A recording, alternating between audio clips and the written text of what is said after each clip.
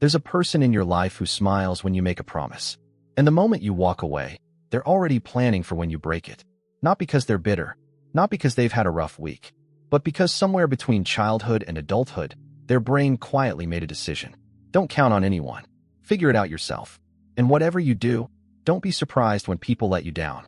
That person is probably Gen X, born between 1965 and 1980, sandwiched between the boomers who got all the prosperity and the millennials who got all the attention.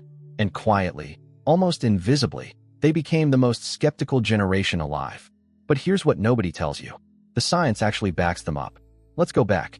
Way back. It's 1974. A child comes home from school. The house is empty. No parent. No note. Just a key on a string around their neck and the hum of a refrigerator in a silent kitchen. This wasn't neglect exactly. This was normal. Both parents working. Divorce rates climbing. A country too busy rebuilding itself after Vietnam and Watergate to check in on its kids. By the early 1980s, researchers estimated that nearly 7 million American children between ages 5 and 13 were regularly unsupervised after school. 7 million kids learning the same lesson at the same time. Nobody is coming. And when your brain is young and still wiring itself, that lesson doesn't just stay a memory. It becomes architecture. It becomes the way you see every relationship, every institution, every promise that anyone ever makes to you for the rest of your life. Developmental psychologists call this an attachment disruption. When a child's primary caregivers are consistently unavailable, the brain recalibrates. It stops investing emotional energy in expecting support. It starts investing that energy in self-sufficiency instead. The result? A child who becomes extraordinarily capable, and an adult who finds it almost physically uncomfortable to rely on someone else. But it wasn't just the empty houses. It was what they watched happen to the people they were supposed to trust. Think about what Gen X witnessed growing up. Watergate, a president who looked the entire country in the eye and lied, then resigned in disgrace. Gen X watched that. Some of them were barely in elementary school. Then the Iran-Contra affair. More lies from people in power.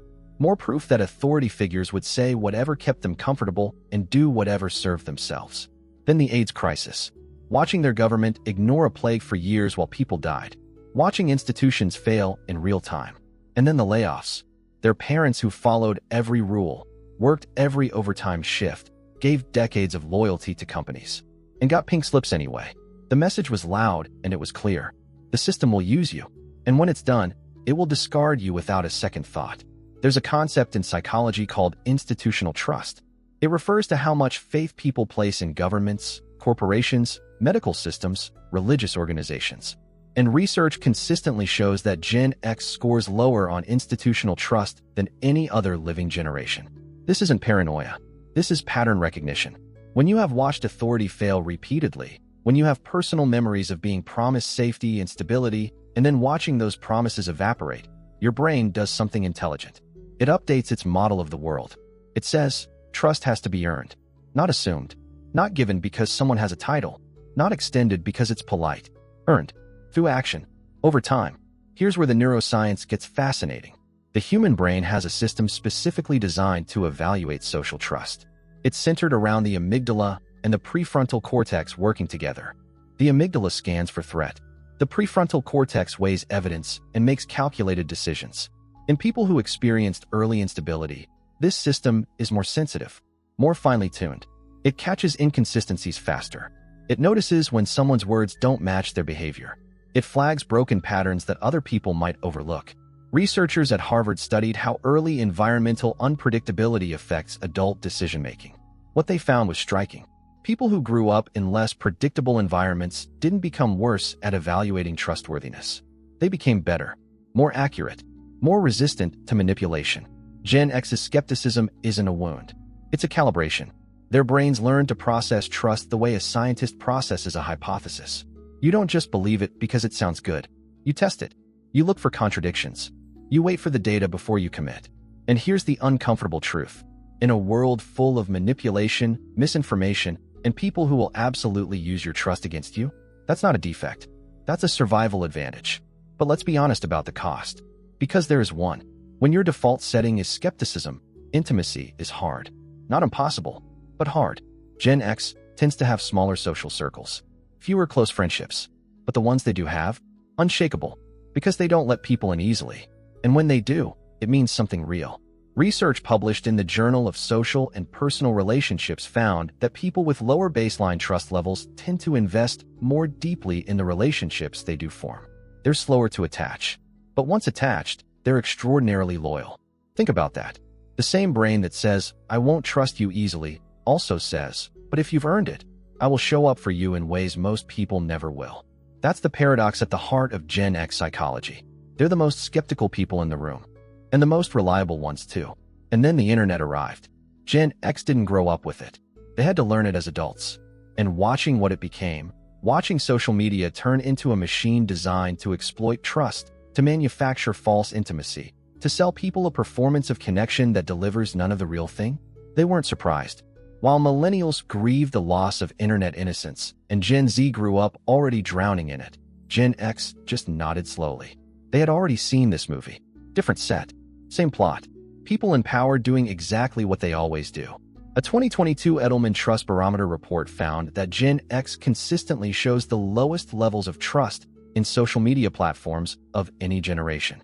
Not because they don't understand the technology, because they understand people. And they've watched enough cycles of hope and disappointment to know how this ends. So what do you do with all of this? If you're Gen X, you probably already know the answer. You keep moving. You don't wait for someone to rescue you or validate you or hand you something you should have gotten a long time ago. You figure it out. You always have. But maybe the thing worth sitting with is this. Your skepticism protected you. It really did. The world you grew up in was not trustworthy, and your brain knew that and responded correctly. But protection and connection aren't the same thing. The walls that kept you safe also kept some things out. Good things. People who actually meant what they said. Moments of vulnerability that could have deepened into something real if you'd let them. That's not a criticism. It's just the price of the armor. And everyone who's ever been through something hard knows that the armor is worth it. Until the day you realize you're still wearing it in rooms where it's safe to take it off. Psychologists describe this tension as the trust paradox. The experiences that make us need connection the most are often the same experiences that make us worst at accepting it. The people who need warmth the most are sometimes the ones who have learned to flinch when it arrives. Gen X built something remarkable out of almost nothing. They raised themselves. They navigated institutions that lied to them. They entered economies that rewarded them inconsistently at best and punished them for following the rules at worst. And they kept going. Not because someone told them they were strong. Not because the world noticed. But because waiting for the world to notice wasn't something they ever really believed in. And maybe that's the most scientifically accurate thing about all of this. Their distrust isn't a personality flaw. It's the natural output of a system that processed decades of contradictory input and arrived at the most rational conclusion available. Trust, but verify. Expect the worst, work for the best. Show up for the people who've shown up for you. And don't hold your breath waiting for the institutions to suddenly start caring. Science says they're right. And honestly, so does history. If this hits something you didn't expect, subscribe. Because every week we go this deep into why you think the way you think. And the next one is going to hit just as hard.